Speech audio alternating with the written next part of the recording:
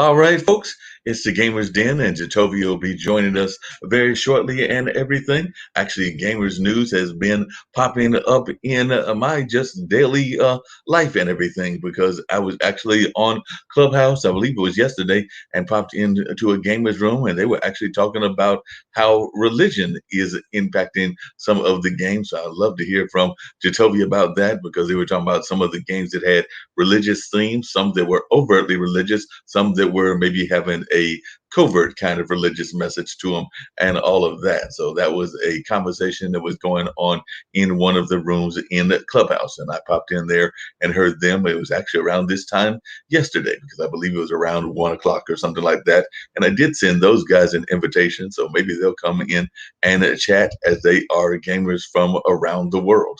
And definitely, anytime that I go into those spaces, I try to invite them into our space. So that was something that happened on yesterday involving the gamers community. So it was definitely real fun having that conversation with them.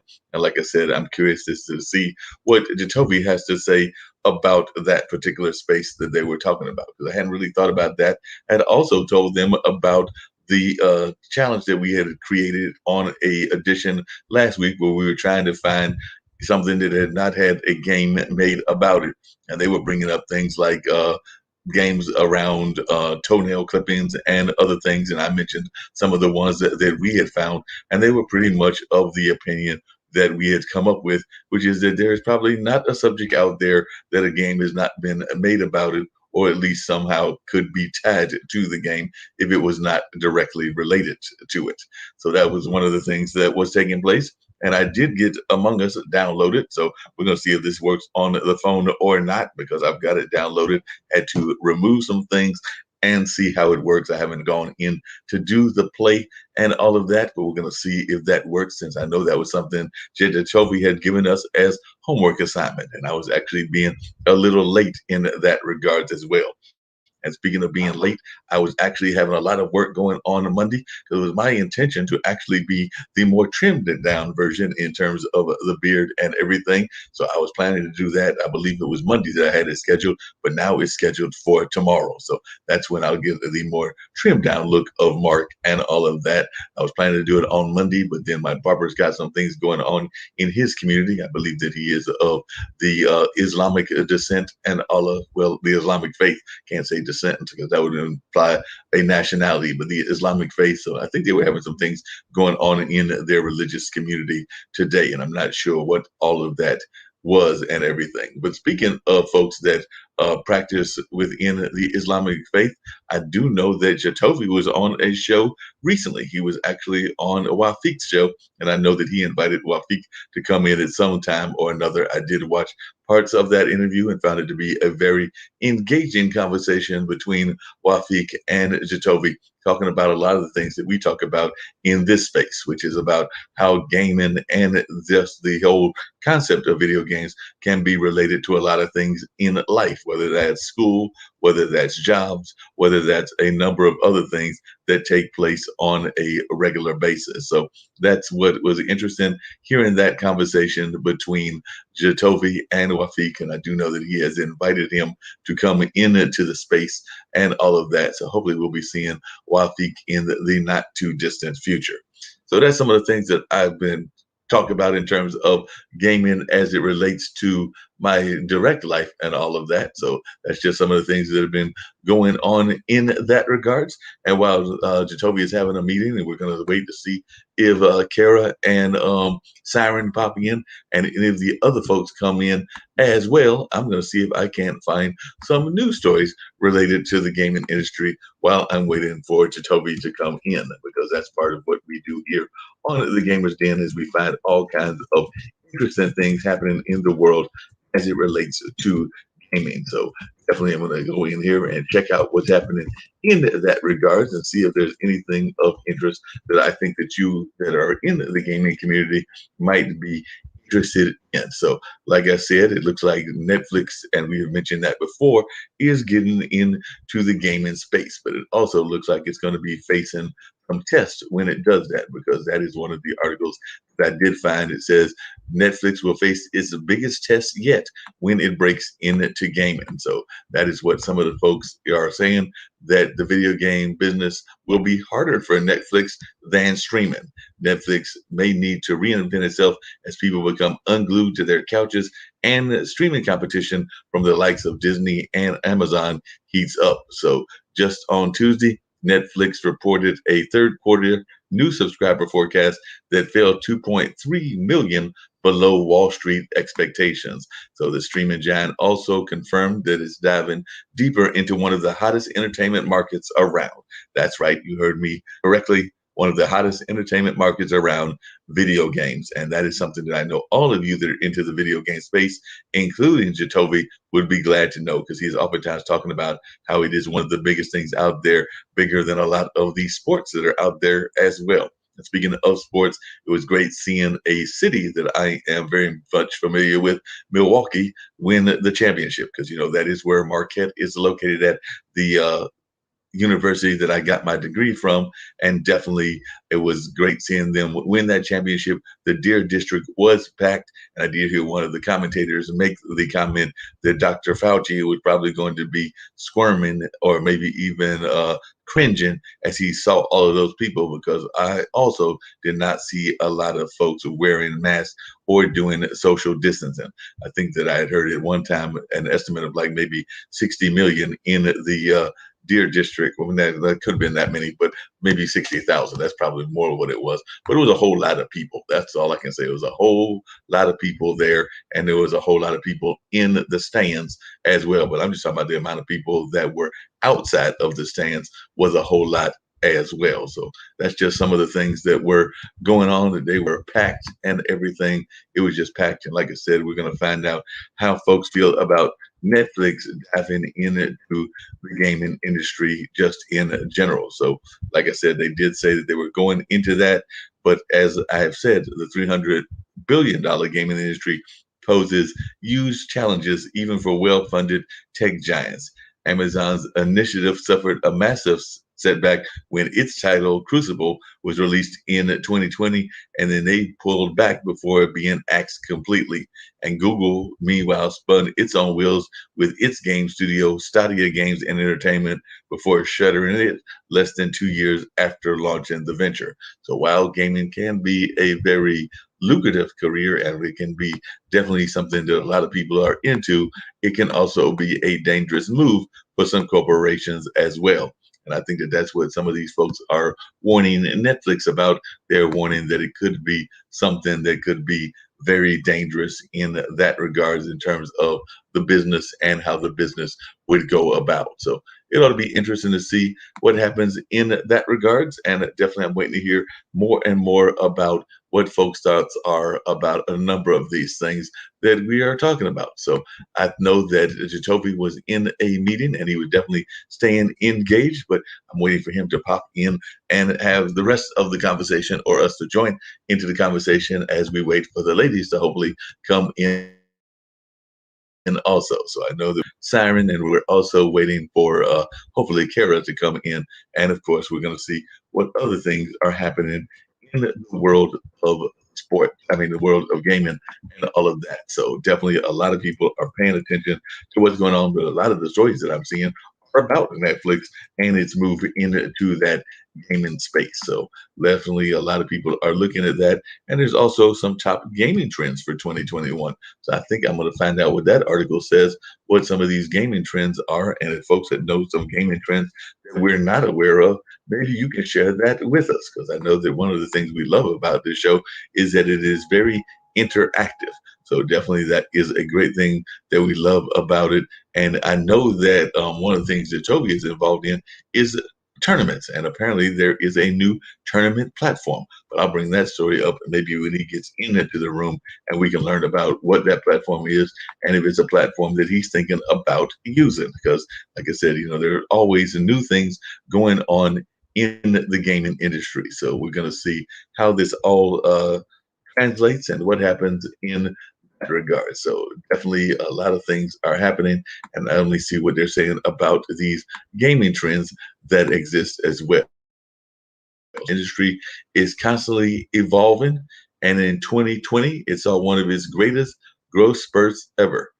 Forced to shelter in place because of the COVID-19 pandemic, people turned in droves to games of all kinds, be they tabletop or online. It was also a year where, pandemic or not, selected gaming models came into their own. Virtual reality, for instance, burst onto the mainstream in 2020. Online multiplayer and social gaming, a la Farmville and Among Us, soared in popularity. And at one point, Nintendo Switch was so in demand that the gaming device actually looks like it might have sold out in some level or another. Yes, it says it sold out for months.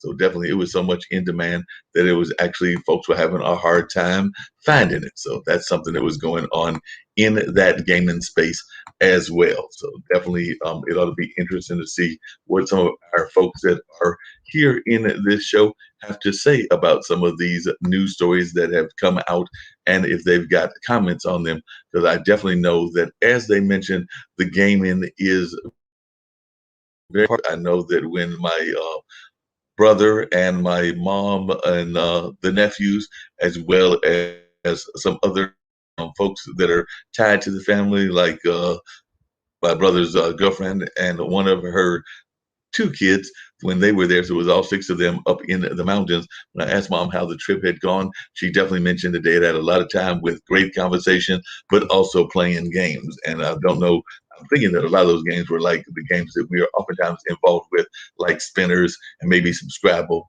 But knowing my nephews, they were probably playing some of the video games as well, because I know they're very much into those. So definitely there was probably some board games going on, but I do know that my brother and my nephews are very much involved in playing video games. So there were probably some folks pulling out their video game sets as well. Even though when mom was talking about that, I was thinking she's thinking more of those games that are right there in the community where you're.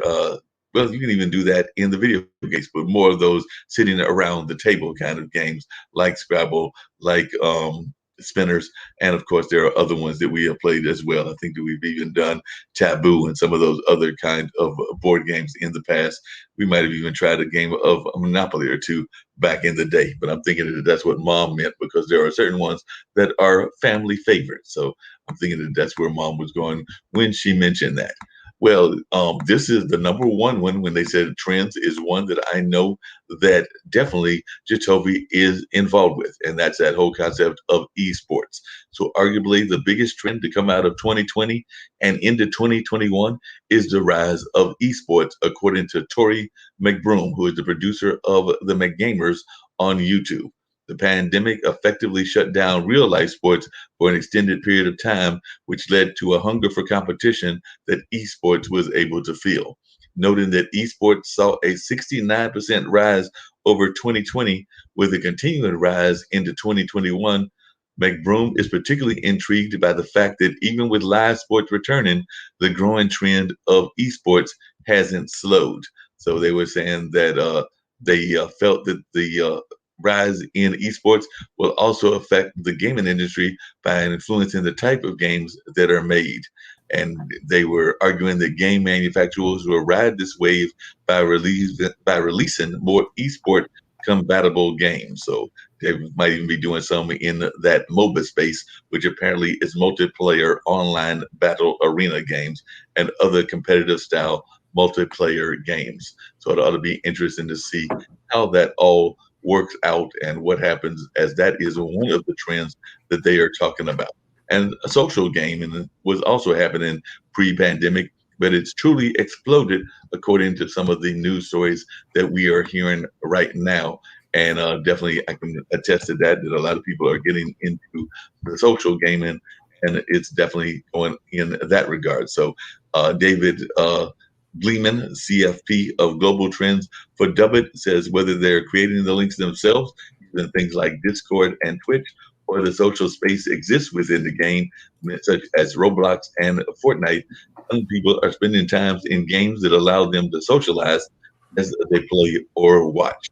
Into a recent global wireless solutions report that year in mobile apps, usage of the hit social game Among Us increased by 15,471% in the total volume of hours played and a 33% increase in average daily minutes. Roblox total volume of hours increased 101%, while its average daily minutes per user increased to 19%. So that's some of the things that were going on in the world of gaming. So I just going to say a lot of things that happened, but Jacoby's back. I did hear you pop in, so I was trying to give them some things that I could find.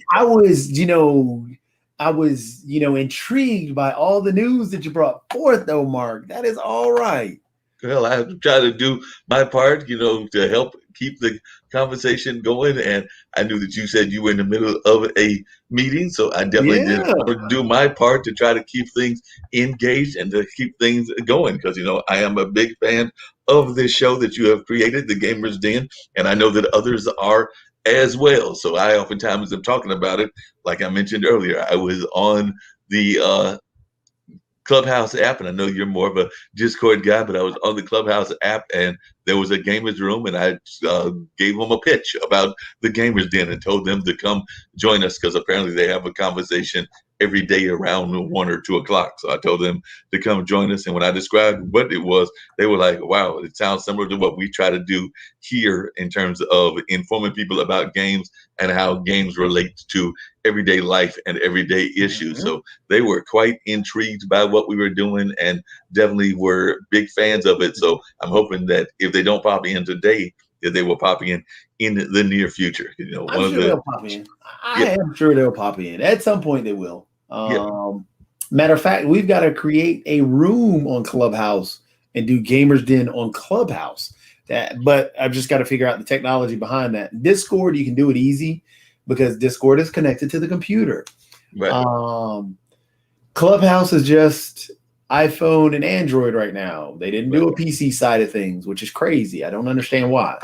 Unless there's actually they have one that's not quite. I don't know that it's Clubhouse endorsed, but there's something called Club Deck that you can actually do Clubhouse on and everything. But like I said, I'm not sure what the relationship is between Club Deck and the official Clubhouse people. But I do know that you can literally turn your PC into a Clubhouse room or a Clubhouse profile if you go into this thing called Club Deck. So that is actually a way that I have gotten around it. Well, I mean, can you run a PC into Clubhouse? That's the question. That is the question. Yes. But Clubhouse desktop available on Mac and PC. What? Look at there. Potentially. But you got to do some Jimmy rigging and make it happen. I don't do that. Yeah. Well, actually, no, it is Club Deck. Club Deck runs into Clubhouse. Okay, so it is I wasn't sure that it was official because I know that sometimes they do things that are not always officially there. Hey, we've got our buddy from John right there. John, what's up, man? How we doing? Pretty doing good. How are you doing? You've got like a shirt on. It looks like one of those informational shirts that have got it's the Chiefs. The Chiefs. Oh yeah. Kansas City Chiefs. Oh Lord. That's right. Read it. Nice. Read it. You see it?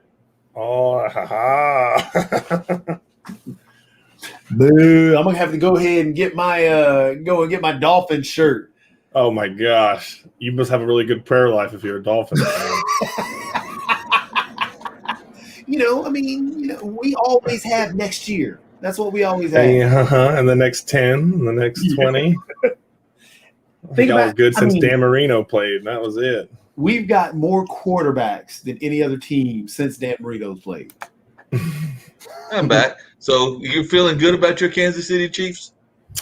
Okay, I'll tell you right now. I am a Seahawks fan because that's where I was born. But I live in Kansas, so I like the Chiefs. Luckily, the Seahawks and the Chiefs aren't mortal enemies, so it works just fine. But I was born there, so Seahawks diehard fan.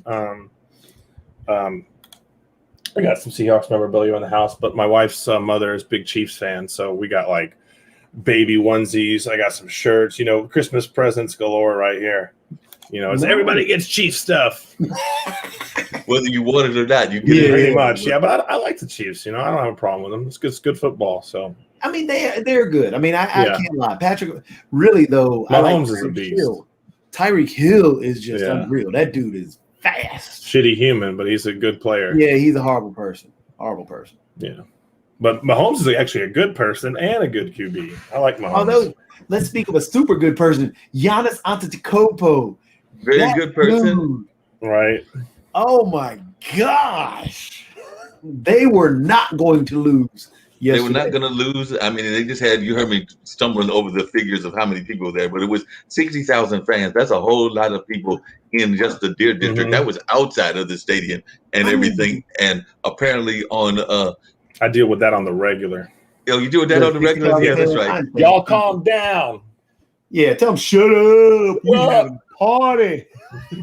You know, they looked like they were having a serious party because I saw they like were. some DJs hyping up the music. I saw food trucks, and this was just from like watching on the TV. And I was like, they all are having a massive party over there. And I do know that one of the commentators at one point was like not seeing the mask on and not seeing a lot of social distancing. So he made the comment that he felt that Dr. Fauci was probably cringing. And I But I mean, watching that game the other night, it was like, I mean, the man is just unreal. How can you be that good? I mean, he was everywhere on the court. It didn't matter where you were. He was there at the court. He was serving drinks to blocking people under the goal. I mean, the kid was just unreal. Although he did have the best saying. I do love his saying where he said, the past is about your ego. The future is about your pride. And then the present is where the humility is. And I thought that was pretty deep. That is deep. That's a real deep quote. I hadn't thought about that. But, you know, the other thing that I found out that was interesting because I was just doing some research on him for some of the other shows that we've got here is I did not realize that for a long time he was a man without a country because his family is from Nigeria. He was raised pretty much, I want to say, from his very young age as a Greek citizen, but you know, they have some unusual rules about. Well, they're not all that unusual because other countries have it as well. But I think that you have to almost have been maybe born in the country in order to have citizenship or something along those lines. So he was not actually officially a citizen until he was like in his teen years. And of course, he's 26 now. So they were pointing out that for a long time, he was a man without a country because even though his family roots are Nigerian, he was not either Nigerian or Greek. Well, even still, when they I think it was the mayor of Milwaukee or the governor or whomever. They had to pull some strings to get his family over as well. Wow. So yeah, that kid had it rough. But yeah, he's all right. I don't know how you can't pull for him. Is that crowd still bothering you out there, John? Yeah, I was telling him. I was giving him the eyeball. I was like, yeah, I'm gonna relax right now. Talking to big beats. Yeah, but he's truly amazing and everything. You know, there's also a tie to North Carolina, you know, just even though we're in an international platform, we do love to give shout outs to North Carolina. And PJ Tucker did play his ball in Raleigh. So he's got those North Carolina ties. And also Chris Middleton is just down the road because I think he played his ball in South Carolina. So we do have some Carolina ties to the Bucks as well. Yep, definitely. PJ Tucker, I went and saw him at Memphis when he was playing at Texas. I used to live in Memphis. Oh, really? Yeah, I used to live in Germantown. Oh, nice. Mm-hmm. It's a subsidiary of Memphis. How did you like Memphis? As Jacoby will tell you, I'm a blues guy, and I actually went down there one year for the blues competition that they do every year. Actually, I think if I remember correctly, that was when Jacoby's relative was in charge of the Cultural Arts Center that I work with, because I want to say that we were there at the same time. So I want to say that Miss Fletcher was there, and the two of us were there checking out the international blues competition. So definitely saw a lot of that blues district. But there's really good music. Oh yeah, I don't know. You're talking about Beale Street. Yes. I've been on Beale Street a lot, both for events and to just we fucked up. But I mean, it's what it's there. It stays up until 5 a.m. You'll be real honest. I don't want to get you in trouble. This isn't And, that. and I'm honest if y'all haven't figured that out, but I'm pretty like, hey, I did this, I did that. Ain't no reason to lie. Oh, it's okay. My wife just walked in. She brought me some lunch, everybody. Oh, that's great that you got lunch Oh, served to all you. right. That is Right. truly amazing. When I went to Beale Street, there was like a scavenger hunt. Actually, I think that if I remember correctly, I Oh was yeah. inside They also somewhere. did pub like little crawls, like Yeah, snuggie and I crawls won too. the Blues Foundation scavenger hunt. Unfortunately, the prize disappeared somewhere, and who knows where, from moving from apartment to apartment. But I do remember having, like, for a brief second, a trophy from there, and I remember stopping in like one of those curio kind of shops, and it was a real cool shop because it had like some kind of mystical things. Because Memphis has got a little bit of that mystical kind of vibe, like New Orleans does Yeah, as well. So yes. I And I remember used to live in going there Slidell, and seeing some of Louisiana. that mystical stuff going on. Yeah, I went down after Hurricane Katrina relief. My dad worked for FEMA, and he was part of taking those pictures for the insurance adjusters. So I went down there and did some relief work, and yeah, all that kind of stuff down there. It's a lot of the same vibe between Beale and Bourbon. Well, there's like 4 main party streets in America, and Beale and Bourbon are 2 of them. What do you consider the other two? Oh my gosh, there's one up in Delaware in the north. It's by Baltimore. I was up there at one time. I traveled a lot because my dad was a trucker. So I've been to all states except Hawaii and Alaska. So that's why I'm always like, hey, I've been there. My dad drove for Navajo and then North American. So I've seen Mount Rushmore, Niagara Falls. I've been East West Coast millions of times. So I've kind of just been everywhere. The wind blew me. But so I've been to a lot of the I guess you could say popular areas. You could say the Huntington Beach Strip in California would be a party strip because it's like 7 miles long. I always consider party streets to be long, and they stay open almost 24 hours a day. They never close. So that's what I consider to be party streets. And that's what I call them anyways, is party streets. Yeah, well, you can't leave out, what's that, Franklin Street. Yeah. There's one in Kansas too called Mass Street. It's pretty long. Really?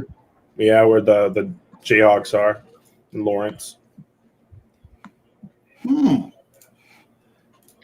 Okay, Hey, I hadn't played Overwatch in forever, and I just I downloaded it today, and it said the last time I played was like 2019. I was like, oh my gosh. Oh wow. Hey, Jacoby, you mentioned well, we were going before you were in the meeting and before John jumped on. I was given some of the news items, and I'm not going to go through all of them, but one of them, they were saying that unless you're a serious gamer, you probably hadn't heard of the term, but apparently it's number 3, and they're right. I hadn't heard of the term, so I'm gonna throw it out to y'all, and since y'all are gamers, you'll probably know what they're talking about. But they're calling something called roguelike gaming. Yeah. Roguelike gaming. Mm-hmm. I have not heard the term, believe it or not, as much games as I play. I have some theories as to what they could be meaning. Apparently, this style of gaming is a subgenre of role-playing games inspired by fantasy tales. As an example of that would be the groundbreaking game where it got its namesake, the 1980 classic Rogue. So, roguelike games have gone from an indie gamer obsession in recent years to popping up in some of the most notable games of 2019 and It's 2020. a type of genre. That's Yeah. what they're talking about. Yeah, I know what those are. You got games like Hades. There's Curse of the Dead Gods. Risk of Rain is a very popular one. There's no real boss. It's just how well can you go through these series of dungeons better than the last. Okay. Hades is evidently the best. Often. Hades is really good, and I played Risk of Rain too religiously. Really? They mentioned one called Loop Hero. Yep. That one's like old. It's like old bit style, and they take games from like the last like 60 years and compile into one, and it's all about completing the loop and making it stronger each time. That's essentially what it is. It's all about being more efficient each time you go to play the game. So if you do it one way, you're like, crap, how can I do this better? So you try it again. And you're like, oh, I did it better this way. It was faster this way. That's essentially what the rogue games are. Okay. And planning your builds and stuff, because some games you progress through the story and they'll give you different items and you get to choose like one of 3 items. This one will give you better attack. This one will give you more health. This one will give you more magic. How do you want to build your character? So if you take the one that gives you more power, then on the next spot, you take the one that gives you more magic. That doesn't make any sense. You want to build it so it cohesively works as you're going through the whole game. Wow, sounds fascinating. But another thing that they're talking about is, which I hadn't thought about that this was going to happen. But I guess with the Netflix model, it would happen. But just like there's video games on demand, apparently they're calling that we're going to be getting cloud-based gaming, which is basically watching Yeah. on demand. So we're going Yep. to be watching games on demand. Netflix is going to be getting in gaming and all that stuff. Yeah, so cloud-based is basically, they've been doing cloud-based for a long time. But the big thing right now is that Xbox is supposedly releasing some 15 on their what are the new games? I had posted it earlier today in the on Twitter, but they're releasing on the Xbox Cloud 15 games that you can download, or 15 brand new cool games that you can download. Well, they say something called the Xbox Game Pass, and it says it's got games like Doom, Fallout, and the Elder Scrolls being added to the lineup. Yeah, Pass is what you could consider to be have like a special membership to, like, let's say you had a membership to the golf dealership, and everyone could get into the front lobby, but no one could get into the back room unless they have the pass. Well, the pass will let you get in the back room and get access to all these awesome games and Xbox exclusives. Like if you have the Game Pass, you'll get Halo Infinite for free. You got the Gears of War franchise for free. All the Elder Scrolls games, Bethesda games from here on out will be free. And as well as awesome other games. Games we just talked about, Hades, here in like a week or two is going to be available on Game Pass. Yeah. So Game Pass is a really good deal in my opinion. I have it as well because it literally was $1 for 3 months. Yeah, that's not bad at all. That's a good price. And now PlayStation Plus, I think they changed their name. No, it's still the PlayStation Plus. Yeah. But they have their that's their competitor to the Game Pass, and then of course you still got Steam and Epic for the PC stuff. But the Game Pass is a cool thing because you can use that on the PC. Yep, that's why I like it, because it goes hand in hand. A lot of the games I can play on my PC, go downstairs and turn my Xbox on and play it on there. Yeah. So. But they also mentioned that, and I was always afraid that this was going to be too expensive, and maybe the two of you, John and Jacoby, can say that I'm wrong, but I've always been a fan and thought that virtual reality was amazing, but I was always afraid it was going to be too expensive. But it sounds like maybe not. So it looks like virtual reality is going to actually become more cost effective, and we can have some cheap virtual reality. So before, it used to be super expensive. Like when HTC Vive came out and the Oculus, all that stuff was dumb expensive. $600 and $700 plus you had to buy a PC that could run it. But now, in all honesty, I have to give it up for the Oculus 2 because that's what really has pushed the prices down on everything. The PS4 with the PlayStation VR, I got that. I mean, it's sitting right over there behind the cup. But I mean, even that is still expensive because you got to buy the PlayStation and then another $300 piece on top. But if you just do the Oculus, I mean, you spend $300 and now you've got the little headset and you can download games directly to it. Now they've got, of course, I mean, they've got the virtual desktop.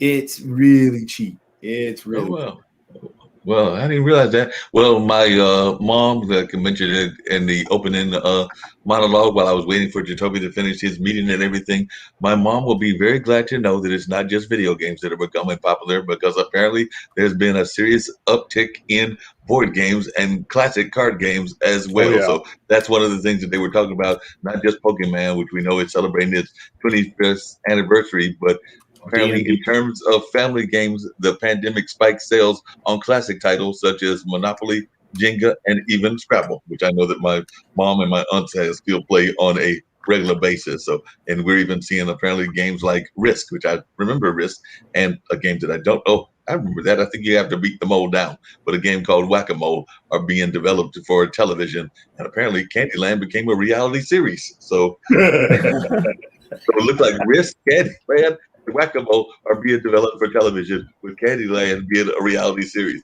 How do you make Candyland into a reality series? So that'll be crazy to have Candyland as a reality series, and family gameplay, which is actually what I was talking about, because like I said, with my brother and my mom and my nephews and other folks of the family, well, namely Malik's, my brother's girlfriend and one of her two kids, they were going to be there in the mountains at a getaway spot, and there was probably a lot of family gameplay time. So definitely they were having that time, and apparently that is one of the trends. It's folks sitting around playing games and maybe watching some of the video games, but also playing some of those traditional board games as well.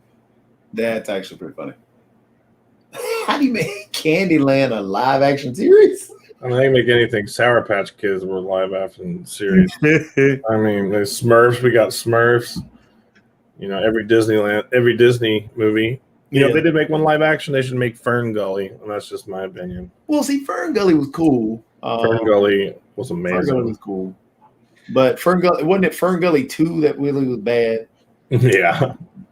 Hey, Jacoby, I think that you've covered just about every last one of these trends. So you were ahead of this trend article that apparently came out in Yahoo or something like that, because one of the other things that they talked about was the gamification of work and other tasks. And we've been talking about that here on this show on a number of times. Yeah. We talked about the gamification of day-to-day work and the gamification just of life examples. So they were saying that, for example, by turning the construction site job training video into a VR game, workers can be actively engaged in the score of how well they did and want to be trained. So it looks like some of the things that we've been talking about, like gamification cool. and self-care games, like games dealing with mindfulness, relaxation, and something that Carol will be glad about mental health and everything, that this is something that is a thing in society. So we've been ahead of the curve. Jacoby, you're ahead of the curve. Shoot.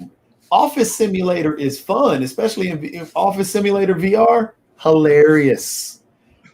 I'm working in an office. I mean, you do it at home. I got a copier over here. Play it in a video game. I'm messing with the copier in the video game. There's a game, we were talking about it on the stream, talking about Five Nights at Freddy's. In Five Nights at Freddy's, it's a freaky game. It started on the mobile, and then went to, I think it did go to a few of the actual game systems, but it's VR now, and it's freaky in VR. The whole thing at Five Nights at Freddy's, you're a security guard You're a security guard? You're a security guard. You're trying to. My son loves those games. Man, in VR, John, that game is scary. Scary as Phasmophobia. Have you ever played Phasmophobia? I want to play Phasmophobia. It's $12.99 right now on Steam. I keep wanting to download. It's not expensive. Yeah, it's not expensive.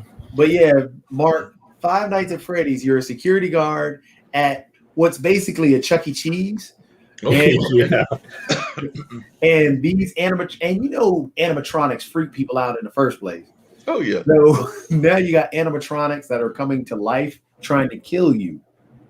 Well, the original story of Five Nights at Freddy's is actually really dark.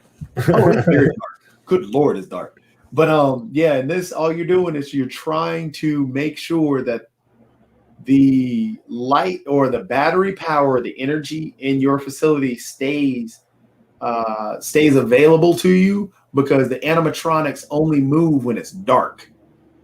And you're in the security area, and you've got to make sure that you're not going to die. You got to make it to 6 a.m. and then you go to the next night. But the animatronics are steadily coming at you, so you got to make sure doors are locked. If the door stays locked too long, it uses energy. And if you use up all your energy, then doors can't lock and lights can't come on, and you die. So that's the fun of Five Nights at Freddy's. And it's freaky because you see the animatronic pop up out of nowhere in front of the window. I have to nephew. So we were playing it at my sister's house. I had it going on, I think because we couldn't connect the Oculus to the TV because she had a Samsung TV, and I didn't bring my my Chromecast to connect it to it. So I did it. I had it on the phone or in the iPad, and people were watching it on the iPad. And I think it was my sister was playing it. Or no, it was my niece. She was playing it, and my other nephew was sitting on the couch, and he knew what was going on. And so while my niece is walking around, everybody seeing where she's going, and my nephew screams louder than anything I've ever heard in my life because he knew that the power was done and she was going to get eaten. He wasn't even playing the game. But he was excited about that game. He didn't let nobody know either. He's like, I'm just going to watch it happen. Oh, so he was having that moment like you do when you see the car wreck about to happen and you just watch it happen. And even That's sometimes in an argument and you're like, well, that train wreck's about to happen, but I'm just going to watch it happen as it unfolds. You don't trust no kids in no horror situations. I've learned that in all the movies I've watched. If there's a kid involved, you're fucked. Yeah. And my nephew had turned 21. That was the best part about it. He screamed. That was high pitch. I was like, oh, funny. boy.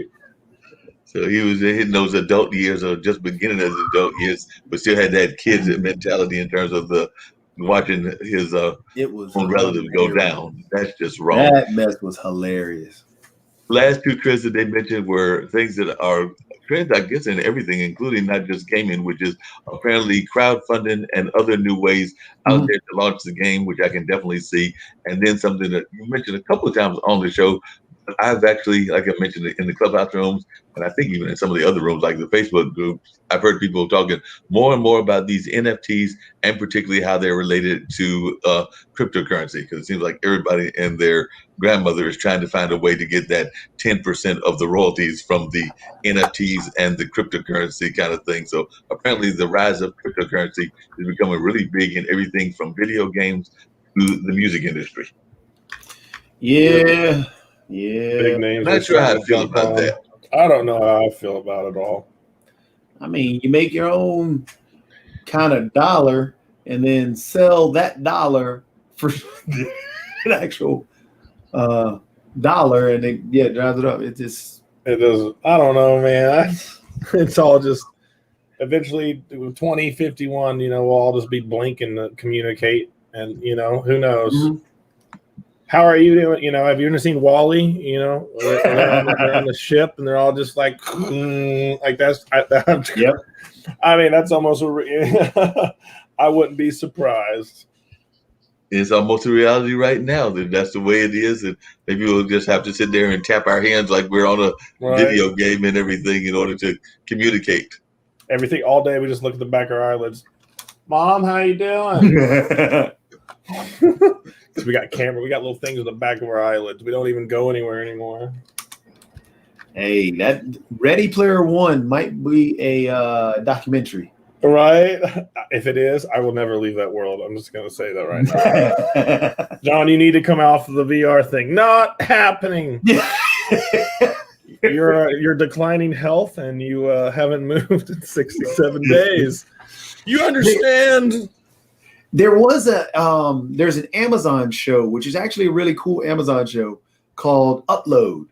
Love it. Season 2, can't wait. Yeah, I know. So my wife loved that show. It's cute, Mark. You got the afterlife. It's all about how much money you got. What's it called? Dude. It's called Upload. The idea behind it is that you can digitize or you can copy somebody's consciousness and place them in a computer simulation, and they continue their life that way. Which is similar to Altered Carbon, if anyone's seen that as well. Yeah, Altered Carbon, I didn't like the last seasons. No, I didn't either. And I didn't really like the first season to begin with because it was basically an entire series about a sister's weird love affair with her brother, but whatever. Toby and John, though, what you just described is what some of the and I don't buy into what they say, but what you just described is what some of the conspiracy theorists say is what's going on with the vaccinations and other things, because they're claiming that that's what we're having is stuff implanted in us in order to have like crazy conspiracy theories are nuts. Complete nuts. The world's flat. Yep. Yeah. The other day I jumped up and got stuck. Yeah. See, and how can people think that the world is flat, yet every other planet is round, but the Earth is flat? I'm like, it's all an illusion. It's something the government releases in the atmosphere to confuse our brains. Because those other planets are also flat, and so there's a bunch of flying carpets that are all flat, but we think that they're round. I like absolutely, this. And I shit gold. So my favorite was when a dude actually took a level onto a plane to try and prove that the Earth was flat. Man. Wait a minute. Yeah, every time they tried to prove the Earth is flat, it's only proved that it's round. It's hilarious. You literally took a level onto a plane, set it on the little I wonder if they're watching right now. They're pissed. They're like, they're making fun of me. How dare they? I still think it's flat. Yeah, it's flat. It's like a plate. Oh no, they got it. I mean, come on. They just picked on me and said that the world ain't flat. The things people believe is, Oh yeah, and just blindly believe it too, knowing that it just sounds dumb. Dude, it's flat. The Earth is flat. On the edge of the Earth, there are these ice mountains. yeah, Ice mountains. On the big edge walls, big walls. You can't see past. Yeah, you can't see past, and that's what keeps the water on the plate. Really, okay. That's what keeps it going. Yeah, that's what's going on in the hood. That's what's happening. Earth was flat. The eclipse, sunrise, sunsets. None of that shit would make fucking sense.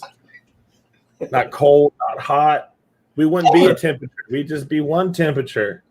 What are you talking about? If I ever meet someone that's a flat earthist, man, I'm just gonna have a blast with that for at least an hour. You have a blast now. I'm like, we're gonna have a discussion, good sir, and by the end of it, Yeah, you're gonna be Mormon. And we didn't even talk about that because that's how bad it's gonna be. Well, back in Columbus's day, they thought that the Earth was flat and that he was gonna fall off the whole water and everything. They just thought he was gonna fall off. And I don't know what he's gonna fall off into, but he's just gonna fall off. I don't know. Have you seen Sinbad? That flat earth stuff is real, but only in that movie. Well, Sinbad. apparently, you've traveled everywhere, John, and apparently this came out a few years ago, like in 2018. There is a state that apparently is at the center of the flat Earth movement. So there's a state that is at the center of a state that's at the center of the flat Earth movement.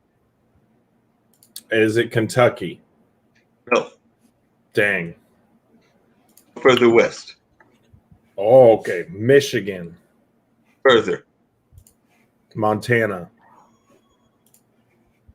It's general area, but not Montana. Dang. I don't know Apparently, who. Colorado is at the center of the flat Earth movement. No way. Wow. I love Colorado.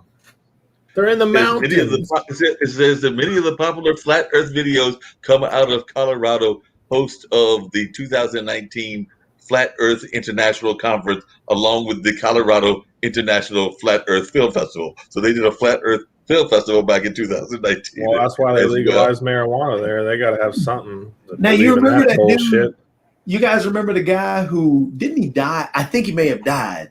Who wanted to create his own homemade rocket to prove that the Earth was flat, and he launched himself, and I think he died. Wow. Like I said, people believe some of the dumbest things. Well, folks will be glad to know one thing about it. And like I said, this is an article from a few years ago, but apparently, as conspiracies goes, this one is remarkably nonpartisan. Apparently, there's both people on the left and the right who believe that the Earth is flat. Yeah. I mean, people are nuts. People are nuts. There's no doubt people are nuts. There's no doubt about that. There's a whole lot of nutty individuals out there. But I still. And then the whole vaccine thing, because like what they believe. How are you going to get a microchip inside of somebody that way? And you know when you, I mean, come on now, it's not. Come on. Yeah, the people come up with all kinds of interesting theories. Just doesn't make any sense. So, John, what's the craziest theory that crazy what? Friend, and as I remember that, I'll just give you an example. I remember that when the Walkman first came out, I'm dead once again, but when the Walkman first came out, a friend of mine who was a certain political standpoint and everything, he felt that was the greatest example of what he used to call bourgeois subjectivity, because he was like, there was a bunch of us walking around basically in our own little world, and therefore we were just kind of like absorbing our own world and not paying attention to the greater world that existed. And that was the phrase that he coined. I didn't come up with that one. He coined it and everything. And I'm going like, one, and I think we were in college at the time. I'm like, one, why are you even using these crazy terms together? And two, do you really believe this? But apparently he did. Hey, your son's there, John. Yeah, sorry. Look at there. My wife's got to go back Yeah, to work. over here hanging out with us at the Gamers Den. So it's my little goober. Hope that's okay. He's just chewing on his We little love having the TV kids toy. come by. I ain't got any of those. I just got my nephews, but Jacoby's kids pop in all the time. Yeah, mine are at school right now. I got to pick them up a little later. Yeah, I just picked up my Caden. Caden! 1 second, let me get him in here. You might as well meet my boys. We would love to meet your boys. We have a slight problem, Jacoby, according to something we were going to try to do today. So I'm going to, at some point, maybe have to turn off the screen and plug in the phone. But it's trying to download additional assets because I did download Among Us, but now it's trying to download assets and my phone is not quite cooperating. So it's going to be a matter of the battery and also whether these assets get loaded. But I am trying to do it, and I was trying to do it earlier. I am shocked. You're actually downloading it, Mark. I downloaded. All right. And see, I got Overwatch playing in the side there, Mark. That's what this game is. Everybody, this is the Maxwell boys. Look at Maxwell boys, there. Caden. And this is Ezra. Ezra, and what was the first one's name? Caden. Caden. And Ezra. He's 8, and he is 8 months. 8 and 8 months. Wow. And these are my boys. Oh, yeah? Crazy face. Now, which one plays video games and which video games do they like? He plays video games that he likes, and he just grabs controllers because he wants to be a part of the group. Gotcha. Tell him your favorite games. My favorite game would be Fortnite, Roblox, Mario Kart, one second. Rocket League, Walker Sea of Thieves, yeah, Pokemon, yeah. Okay. Five Nights at Freddy's, Yeah, and Mario.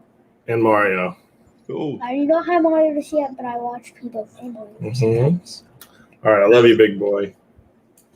They mentioned Pokemon and everything, and I mentioned that Pokemon was on its 25th anniversary. Do y'all, as a family, do those Pokemon like competitions that go out into the community? Because there's the Pokemon version that's inside, and then there's those kind of like more community versions. Yeah, there's the people go out and for that Pokemon Go, and Right. it's a good social gathering thing, and it gets people outside, But me and my son are more along the lines of the game side of things. We ain't too much into the Pokemon Go, but we did play have a playthrough of Sword and Shield together, and I like that stuff. I really like playing Rocket League with him because it teaches them how to work as a team, and it teaches them patience and a lot of good things at such a young age. And for 8 years old, he does pretty well. So he beats his dad. How dare he? I know. He just whoops my butt all up and down the floor. No, I never go easy on him. He'll earn it. He beats me is because he did it himself, not because I gave it to him. I know that's right. You can't just give those kids No, those, I'm not those people. I'm not one of those people. You earn it. I'll let him win when he wrestles me and stuff, but not when it comes to that. Toby, do you have mercy on your son and daughter, or do they destroy you in the games? No, they gotta learn. Yeah, exactly. You're a true video gamer. You got some kids. They're gonna earn that win. Gotta learn. We don't hand out people. I don't want them to be one of those kids that grow up. Be like, hey, Jimmy didn't let me win. Well, you suck. You better get better. Yeah, Jimmy whooped your ass. Exactly. That actually brought up something that I hadn't even thought about, but it actually comes back to education. And we may have talked about this before, and if we did, just hope we will just go back over it. But in some of the other shows, I've heard people having conversations around what is called acceptance trophies, which is kind of like you just get a trophy because you participated, or participation trophy. I don't agree with that. What do both of y'all think about those? Because I know that I've had some shows and on some of the other shows that we do where people have talked about, some liked it, but a lot of folks were like, I really do not like that. I do not like somebody getting a trophy just because they showed up and played the game and didn't necessarily win the game. But what are y'all's thoughts about participation trophies, particularly for young kids as parents? I don't like them It's like saying everybody can go to the Olympics. That's not true. I think if someone works really hard to achieve something, they should be rewarded for it. Not some kid that sat there for half the summer and then showed up and it was like, oh, I'm an all-star. I mean, no, you're not. You're lazy and you didn't work as hard as the other kid. Yeah. So that's just my personal opinion. I'm sorry if you get offended by that, but my son busted his ass for 6 weeks while you're sit there and just showed up. Yeah. So that's just my opinion. I think hard work should get rewarded. No, I agree with you. Hard work should definitely get. Looks like Jacoby agrees with you on that as well. Yeah, because I mean, if everybody gets everything just for showing up, then you don't ever teach them to work for things. Yeah, what's the point? And don't get me wrong, robots. Everybody's not the same, so you have to create some way of compensating someone for their work and giving them some motive for doing something. Because, like, for example, if two people go out on the basketball court and one isn't a basketball player and the other one is, of course the other one's going to win in basketball, and maybe the other one doesn't want to play basketball, but let's find something else for them to compete and be great at in that competition. But don't just, hey, this dude who's a great basketball player is equal to this dude who doesn't even really want to play basketball. Yeah. That doesn't do anything for the guy who's trying to compete in basketball and win. So no, I'm not a fan of just, hey, you showed up. Yeah. You win. No. No. I'm with You you on that. gotta work for it.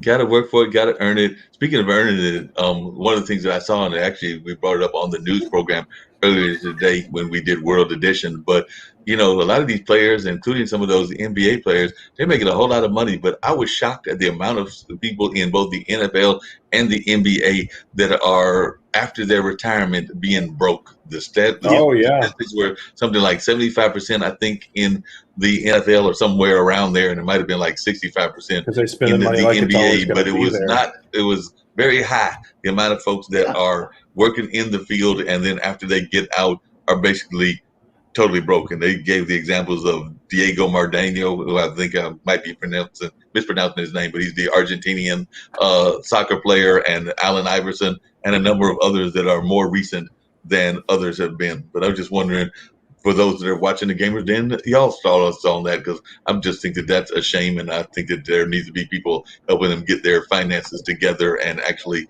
learning about financing. But I was just wondering, Toby, what your thought is, because I was just shocked that it was that high of a percentage. No, I wasn't shocked at all. When I think we talked about it a little bit before. There was actually a 30 for 30. I think it's called 30 for 30 broke that ESPN did. And they did a great discussion about, 60 to 70% of the professional players across the board, hockey, basketball, football, all across the board, end up flat broke. They even talked about there was a NBA player who was a squatter in his home because he couldn't make any money anymore. But you run into problems from signing your money over to your agent. So your agent controls all your finances and you don't know where your money's going. You try and do what's called keeping up with the Joneses. Well, this player's making $40 million. You're making $20 million. He can buy more than you can. Yeah, you guys may hang out and buy a Bugatti or something one day, but he can still afford that Bugatti. You can't. So you're trying to keep up with that individual playing Dom Perignon, and then you've got your individuals that, pay for their buddies and give their buddies all this money. And there have been players that, I've got these friends who say they're going to create this rap album and they just need $20,000, and you give them $20,000 because you have it right now, and then they disappear. You never hear from them again. So they've just stolen $20,000 and you can't get that money back. So you run into so many problems. But it all boils down to a lack of understanding of money and finances, and that amount of money coming to you when you're that young and you have so many hands being in your pockets from the start. You run into so many problems. That's why Lottery winners. Most lottery winners are flat broke. I mean, you give somebody $30 million. I mean, $100 million when They they're, never had no $100 million. you What know, do I I'm do with buying, this? yeah, I'm buying golden toilets and everything else. Yeah, well, a lot of people get these big lavish houses and they don't realize Yeah. how much the upkeep costs, and that's what happens to a lot of these players. Yep. They'll buy all these nice things, and they're like, "Wait, there's taxes. You mean I got to keep paying on some of these things?" Yeah. And so, yeah, you got tons of players that end up that way. Honestly, there are some esports players that do the same thing. Oh yeah. But Oh wow! So it even impacts the esport Yeah, industry it's as well. it's basically the idea of I've got nothing. Okay, here's millions of dollars. Ooh, I can get everything now. You take someone who has nothing and give them the opportunity to get everything without any sort of preparedness or anything. It's like teaching kids how to manage a checkbook. How great would that be if they taught that in high school? Teach them how to save money. Like, come on.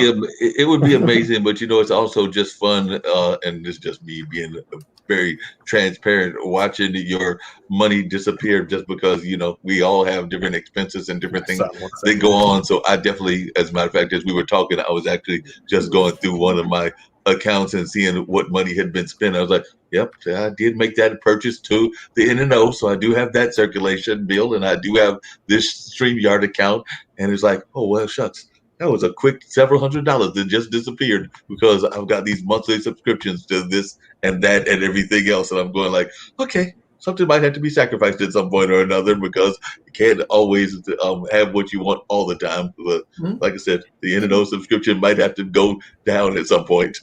Yeah, and this is why I'm always about the whole education side of things. And that's when I think somebody brought up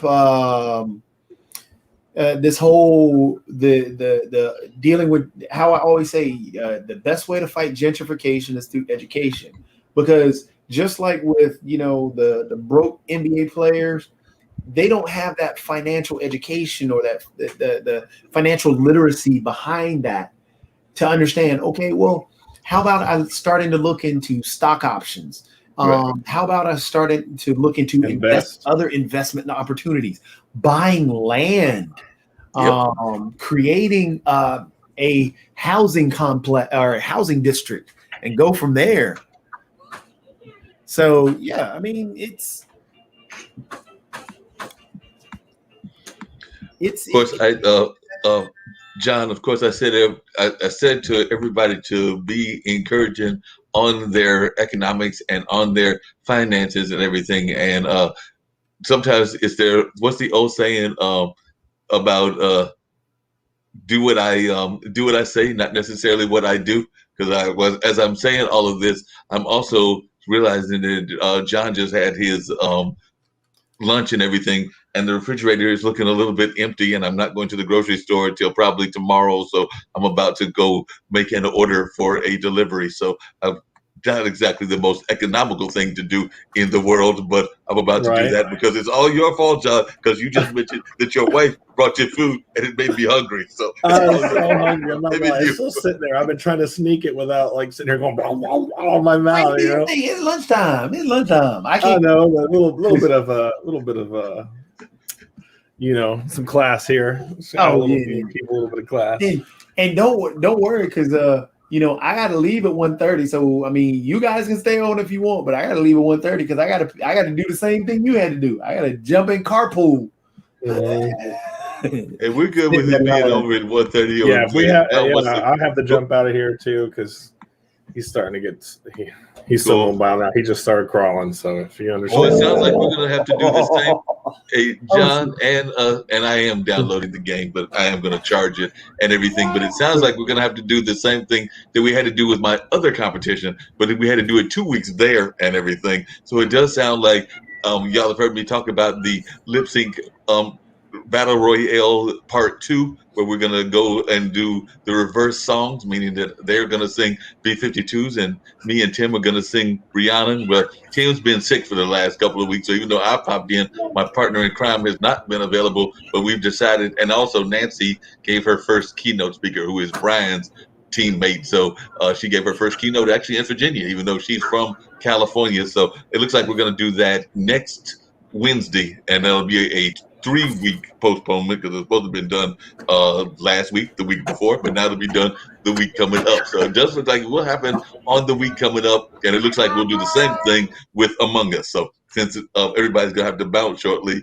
we're going to do Among Us on the following week instead of this week, and hopefully the ladies will join us. But Jacoby, and we got Overwatch downloaded. Yep, I had downloaded Among Us. My dragons and I have downloaded it, John. As I was just saying, it's got to do some loading of some assets or something, so it's not 100% downloaded. If we had decided to play, I was going to go grab the charger and charge it up so that can all happen. So this is actually working out in my advantage, just like the stall in the lip sync as well. So looks like all of that's going to take place next week instead of this week. So I'm gonna actually have Jacoby pop in so I can have a cheering section. So we'll have, when I get that link, I'm gonna send Brian from Brian. I'm gonna send Jacoby the link, and maybe I'll send you the link as well, because me and Tim might need a cheering section so that we can at least look like we're knowing what we're doing. So, but I don't know, y'all two might wind up being the jeering section instead of the cheering section. So that might be dangerous on our part to invite you to back us up, because y'all might wind up being the jeering section and not the cheering section. Well, you know, I'd be getting the best cheers. Appreciate it, John. I totally appreciate it. I give you the best. Toby's pleaded the fifth. Toby's like, if you do bad, I will just call you out. Oh yeah, you know, I'll pick at you. That's the fun part. I know you will. Speaking of picking at, and y'all mentioned the Olympics earlier, and you had the pleasure, just because of some of your other work, of seeing the national team play. So, and I know you predicted that the Bulls are going to do well in terms of the league play, but how do you feel the national team will do, or did you get a chance to? I'm assuming that you worked those games as well. So, how do you feel the national team is going to do when they go to Tokyo? I mean, they're not favorited. There are other teams that are favorited for baseball, but are you talking about how well our U.S. teams will do in the Olympics? Well, I think our gymnastics. I mean, we got the GOAT, right? We got the Biles. I mean, let's go. I was particularly referring to the baseball team because I knew my bad. No problem. I just knew that the national team had done their last exhibition games before going to Tokyo here in the Triangle, because it was Cary, Durham, and I forgot the other city. I think it was 3 cities.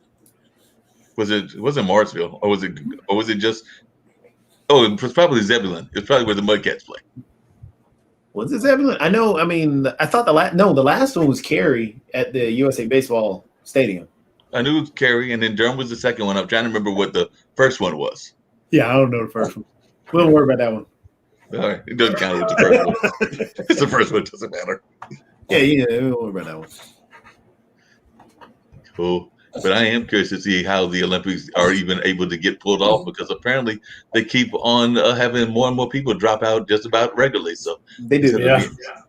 The U.S. women's Olympic team, they moved from the Olympic town that they created. Olympic Village. Village. They moved it from Olympic Village to an actual hotel because of the breakouts of COVID. Oh yeah, I'm surprised it's still even going on. That stuff's going to rear its head back. You know it will. Yeah, and there's actually a good buddy who is doing the announcing for one of the events. Who is that? Patrick Keenis. Okay. So he's headed over there right now. Cool. That ought to be fun, because what's the guy that did golf? Because I think that he may have done some national and international sports in the past, but I'm not even sure if he's still doing sports commentating. But he was really known for golf in the area and was a major sportscaster in our North Carolina area. His name is not coming to me right now. I don't know. It'll come to me later, but I know he was definitely Nimitz pointed out, Patrick Keenis is calling swimming. I was trying to remember which one he was calling. Oh, cool. That would be really good. Him calling. I thought he was going to Tokyo. He's calling from home? What did you mean you thought he was going to Tokyo? Nivix is saying that he's calling from the States. Yeah, I thought he was going to Tokyo. That's what I'm saying, because I think that some of the people that will be calling literally from their houses. I think that that's kind of like the way that a lot of I think some of the basketball games were not being called from the stadiums. They were being called from either their home studios or called from, in some cases, their literal home. Yeah, I'm gonna have to go. I'm gonna have to go pick at him. Yeah, he's a good dude. He's a real good dude. And he's based in here where we are in the Triangle, or is he based somewhere else in the state of North Carolina? Keenus, Patrick is based in Durham. He is actually the sportscaster or the radio announcer for the Durham Bulls. So he's the one that does, because whenever I describe you, I always say that you're the one that does the on the field antics, but you're saying he does the call by call of the pitches. The radio play by play. He's not the color. Saying, color is who does color? Color is Scott Pose. He's a wild animal, guys. Yeah, he looks like yeah, he's having way too much fun. Because who does the call of the games for the actual at the stadium? Because you're on the field doing like the competition, but who does the call of the pitches? That person has been there for a while. We should cast some Rocket League. That would be fun. Yeah, we should do that. I would love to do that. But yeah, the call of the pitches is Tony Rigsby. Yeah. And he's been there for a while, right? Oh, he's been there for a long while. Speaking of folks that have been there for a long while, it's going to be real unusual not hearing Marv Albert's voice in next year's NBA and some of the other things that he called, because he's been doing it forever. And now that he's retired, that's just going to be real unusual not hearing his voice. Right. Yeah. Who's replacing him? I don't know that I've heard anybody. Let's see if they've announced anybody that's going to replace Mr. Albert. Because that would be fascinating and everything. Marv Albert's replacement. Who knows? Maybe it'll be Charles Barkley. It's going to be Barkley. Well, right now they're saying, and this was, no, it doesn't look like they've named anybody. So they've got some options, because it says, with the legendary voice of the NBA, Marv Albert officially announcing that he will retire, and this is when he did it. They were saying that they had three excellent in-house options, which included Kevin Harlan, Ian Eagle, and Brian Anderson. But I'm trying to see if I see anything later about any other possibilities of people. But yeah, looks like that's some of the folks that they're looking at is Kevin Harlan, Brian Anderson, and Ian Eagle, and that was actually an article earlier in this month. So I don't know, which one do you think would be better of those three? Either one of you two. I'm not sure. Yeah, I don't know. I'm going to probably hop off because he is being a wild animal. Next week, guys, yes, he is out of control. Yeah. Well, they would have enjoyed the name. He would have enjoyed the name of my last guest on the online dinner party. Not that they actually are in this uniform, but they were part of the Sound of Philadelphia sound, and it was the Urban Guerrilla Orchestra. So the Urban Guerrilla Orchestra, he probably just would have liked the name of the band because it's got a gorilla in opinion. Ask him an important question. When you go to the zoo, how do you feel about gorillas? I think they don't look like humans. They more look like monkeys. Very true. They're big monkeys. All right. Thanks, guys. No problem. See y'all next Thursday. Absolutely. All right. Later.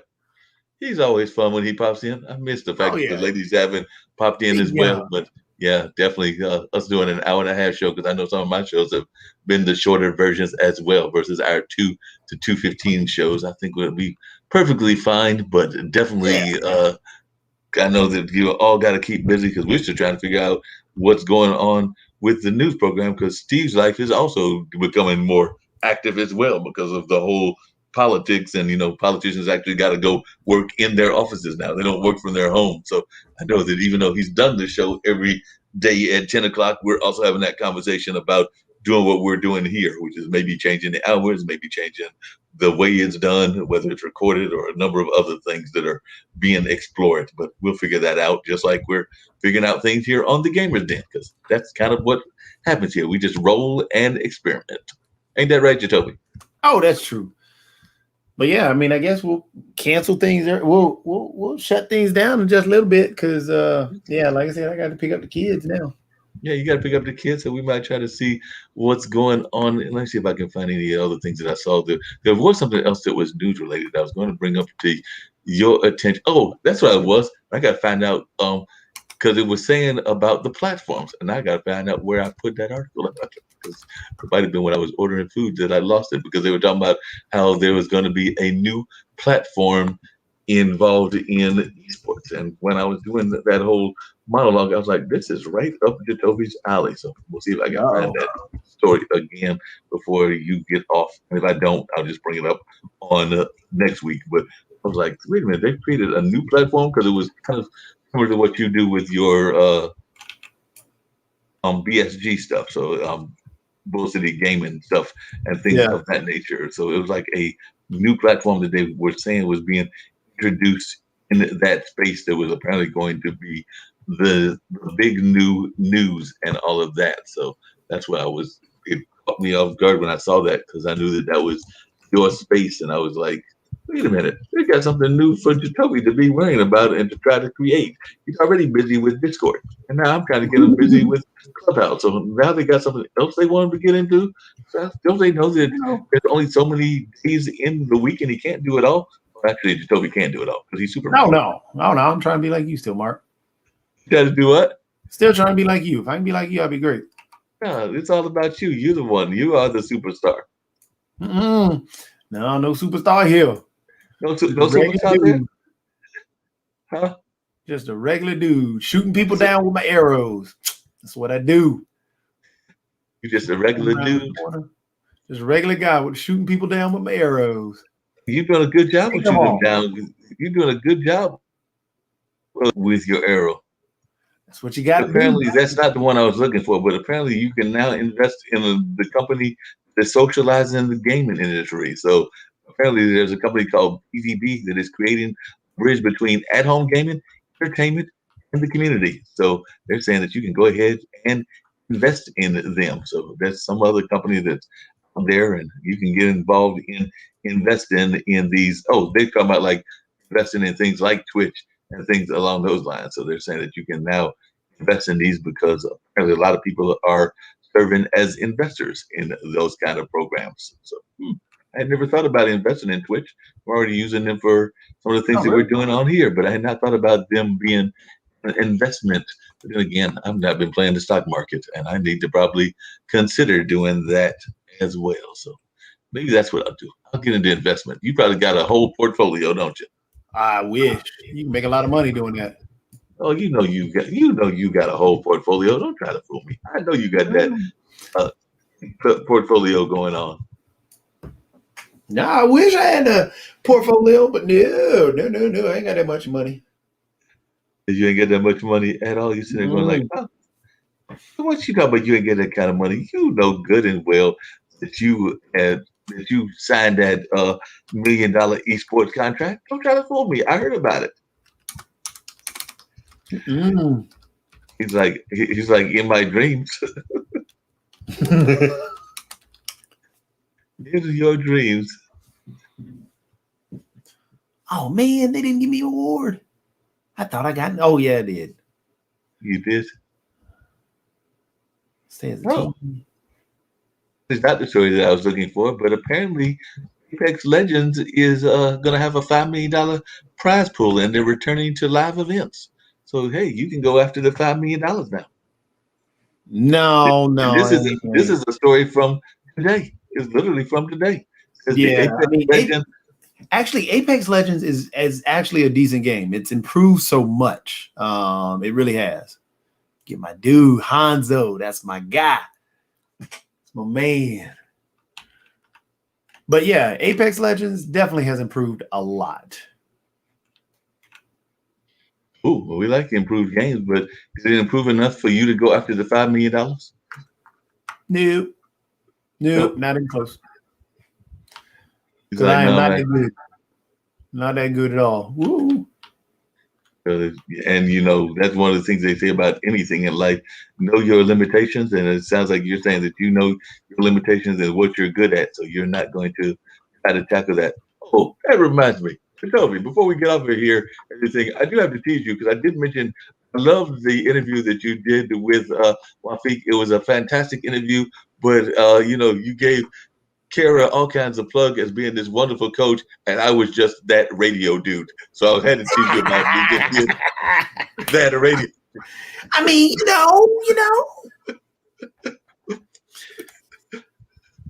Well, I've done event planning, I've done podcasting, I've done StreamYard, live streams, a number of other things. But according to one of my good friends, Jacoby, I'm just that radio dude.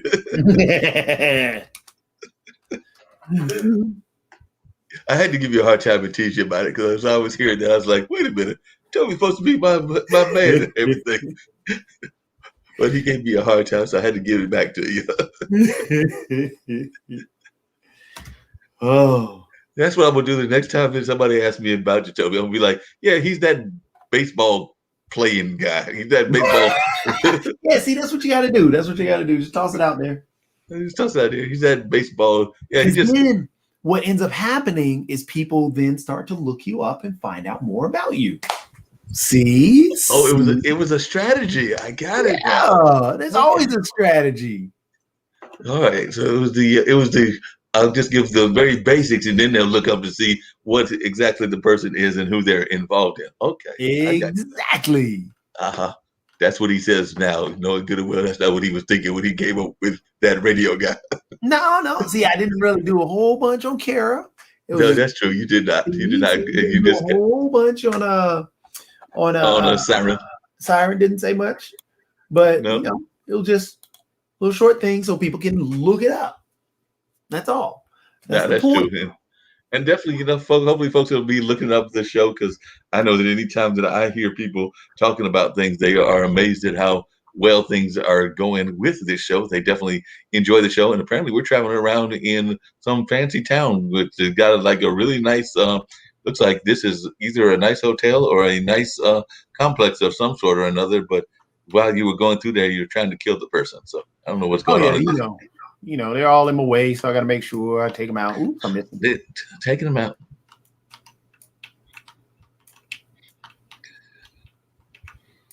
See, that's the problem with some of these. See, that's the problem with that's the problem with some of these games. See, some of these games, there would be people that would take out the opponent quicker than others because they don't have the same limitations. Jacoby's looked at me like, what the heck is Mark talking about? I was just thinking to myself that in some of these games, there are some attractive characters as well. And I'm thinking that some of the single people might be like, I'm not trying to take her out. That's an attractive young lady. She might not have that gun. Whereas the married guy will be sitting there going like, I don't care who it is. I'm taking them out anyway because they might have a gun and they might kill me. Plus, I'm married, so it doesn't matter anyway. They're not real people. I know that. I know that. I'm just teasing. No, they're totally characters. There's no doubt about that.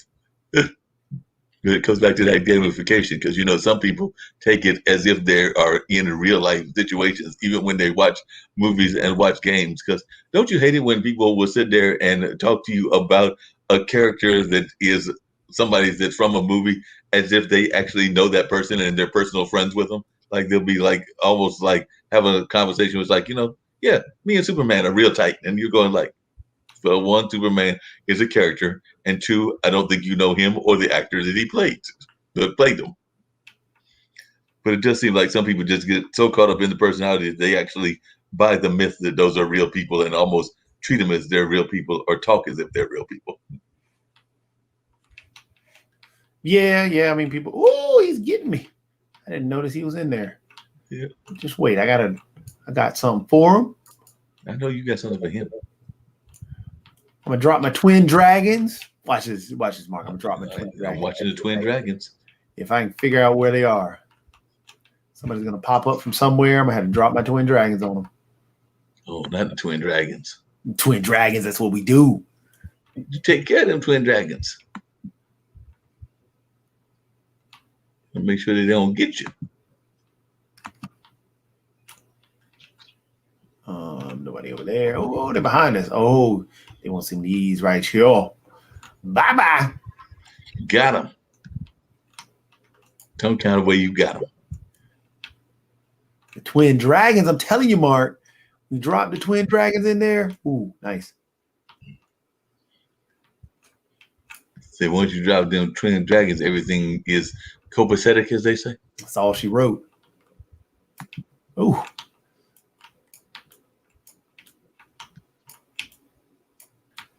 Ooh, I gotta kill that. Where you coming? No, you can't run away from me. Look at there, Mark. I'm just taking them out. I see that. Handle me. Me and these arrows. I'm gonna have to start a competitive team now. Woo-hoo. Well, not the competitive team. Mm-hmm. Just wait. I did. History is a wonderful thing. So I did find out what I was looking for with the platform. But apparently, World Gaming Group, a division of Cybertechnics Technology, has announced that it will launch its unique tournament platform that will be accessible worldwide to millions of gamers. This is a very unique gamer platform that will offer multi-level tournaments along with cash prizes and games cash tokens, according to Stephen Brown, CEO.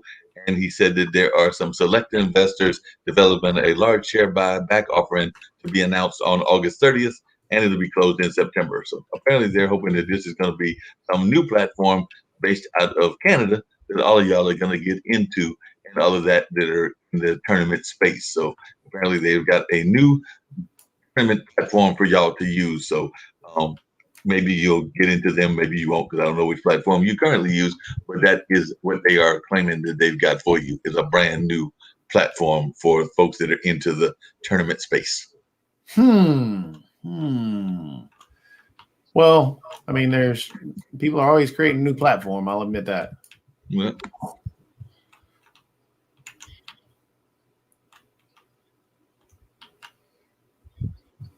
Yeah, I had to take everybody out back there.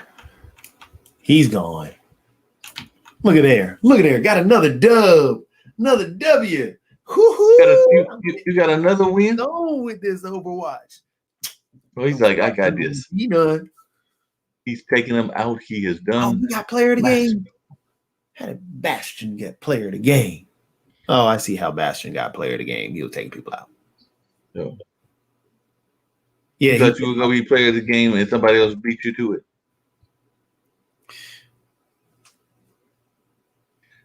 I still do not. These are so popular. Nobody I know you're ready to get out of here, but I still do not know why everybody and their mothers is into NFTs and cybercurrency. So, is this trend gonna last, Toby? It's gonna last. It is gonna last. It's gonna last. Okay. Sadly, it will. What's this? He says, sadly, it will. Yeah, sadly, it will. But yeah, Mark, we're gonna have to close the show now, I guess. Go ahead and get on no problem. I know you got to run. I'm going to eat some food, and that'll actually give me some time. Everybody. Look me up on like Overwatch. Oh, see. So you will be back later on this evening. If folks want to catch you just playing your games, not just in the Gamers Den, I know that they can sometimes catch you on your Twitch channel as well. So who knows, you might be back doing that later on. And I know that, of course, I'll be working with LA Bachelor on his show about entertainment, politics, and sometimes gaming at 4:30, which we've now got on this platform, and the Coco McMillan show, which comes at 6:00. And I think she's got some people in the music industry since she's a former background vocalist for Gerald Levert. So definitely she's been doing some regular stuff as well. That's kind of some of those shows that I have been recruiting for the network and bringing onto the platform. So they've been running now regularly. I think LA may be the most recent, because LA has only probably been about 4 or 5 weeks. Hey, guess what? We started a fantasy show. So I might have to bring you in on that one of these times, because that's every Tuesday at 4:30 with my friend, Mr. Good. And he talks about fantasy sports and just sports in general. Okay. Yeah, just let me know. I will definitely let you know. Cool. But yeah, I know we're going to bounce. I know folks can catch me on my primary shows, which is the online dinner party, which we just did yesterday, and of course the radio show with Mark Lee, Mullins Music and the Memories, and of course you can catch me on the various social media sites that I'm on. A lot of those are under Lee Entertainment, and definitely Lee Entertainment 62 is the primary ones of those, and then like in the Clubhouse is the Blues Radio, and in the whole YouTube space, it's also around that kind of title as well. So if you look up either Lee Entertainment or Blues Radio, you will probably find me in most social media spaces in those kind of realms and all of that. So that's how folks can find me. And of course, they can hit me on email at bluesradio@gmail.com. Bluesradio@gmail.com. And of course, you can catch Jacoby right here because a lot of times he's on his Twitch channel, and I sometimes see him at all kinds of hours having these kind of fun games and all of that. But I think that those kind of sites are there on the website that people can look at, because I know usually Jacoby just points at the letters at everything. So Jacoby, you want to point to your Facebook pages and everything and let folks know where they can find you? It's same as always. Facebook, Bull City GG, Twitch, Bull City GG, and YouTube at BCG Esports. Cool. On that note, Jacoby, get ready to get out of here. I had not completed my order yet, but I'm getting ready to complete that order. I think it might be a KFC kind of day today. And then I'm going to get on out of here, but I will catch y'all later on. And I know Jacoby will catch you later on as well. Of course, we'll be back here on the Gamers Den next Thursday at 12 o'clock. And hopefully the ladies will be here, because it's always good when the ladies are here also, because while we love showing the presence of us amazing guys here in the gaming space, it's always great when we've got the ladies here to keep us company also. So hopefully Siren and Kara and some of the other folks will join us as well. So I know Siren already in the chat said that she's going to join us next week for Overwatch. So anybody watching, come out next week for Thursday if you've got a chance. We're going to play Overwatch. If you got it, let's do it. But I don't think anybody wants that smoke. Hanzo is in the house. So we're going to see if the Overwatch match happens and whether it looks like it's going to be smoking competition. So we're looking forward to seeing Siren and Jacoby go head to head against each other, and maybe the rest of us will join in as well. Make the dream work. We'll have everybody jump in. We'll do teams. Cool. I may get carried to the win, or I might carry somebody to the win, because, you know, I got my twin dragons with Hanzo. Cool. We're going to see how this all plays out on next week's show. Even though Jacoby told me to download Among Us, now I got to figure out how to download Overwatch and whether it goes to the phone or the computer. But I'll figure that out in a week. And of course, we'll also do something with Among Us as well, as I'm going to go continue the download for that. Oh, yeah. But all right, let's go ahead and close out the show, or else we're going to ramble on some more. So we'll hit that button with that lovely little pictures of all of us, and do know that next week, hopefully, I would have seen Mr. Boyd, and we'll have the trimmed down beard. All right, we'll see everybody later. All right.